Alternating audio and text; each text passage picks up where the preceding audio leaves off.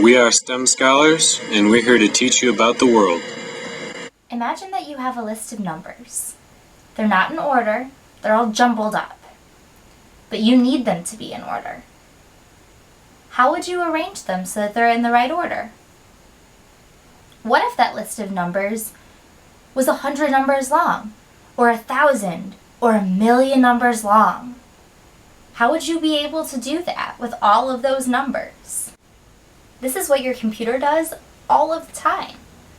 Your computer handles large amounts of information, such as dates and numbers and names.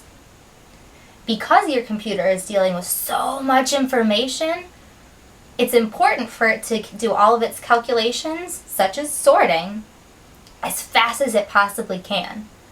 Otherwise, your computer would be really slow, and that's not something we want. Your computer uses algorithms to solve problems, like sorting a list of numbers.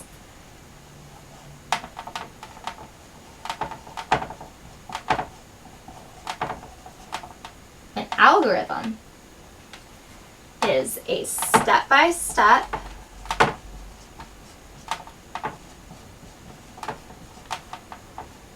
process for solving a problem. It's like a recipe you can follow to make a calculation or to do something in order to get an end result.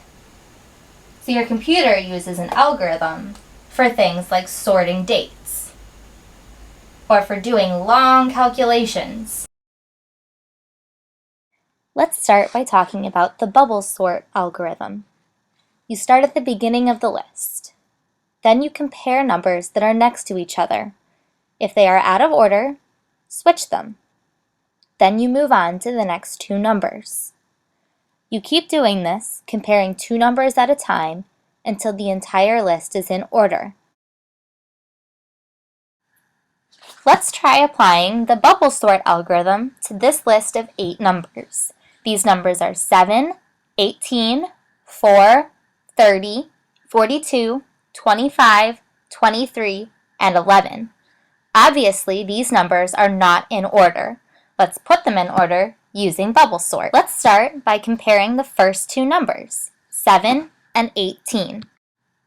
7 is less than 18, so we can keep these two numbers in the same place. Now we can compare 18 and 4. 18 is greater than 4. This means that 18 should be after 4 in the list. Now we compare 18 and 30. 18 is less than 30, so it can stay in its spot. Now we compare 30 and 42. 30 is less than 42, so we don't have to switch them. Now we compare 42 and 25. 42 is greater than 25. This means 42 should be after 25 in the list. Now we can compare 42 and 23. 42 is greater than 23.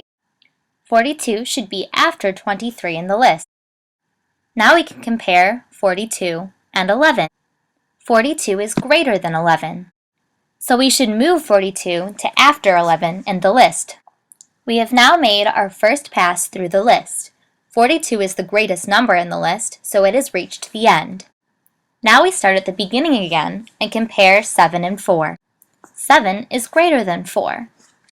This means that 7 should be after 4 in the list. I am now going to speed up these steps because many of them are the same as we've done already. Watch and follow along as we use the algorithm to sort the rest of our list.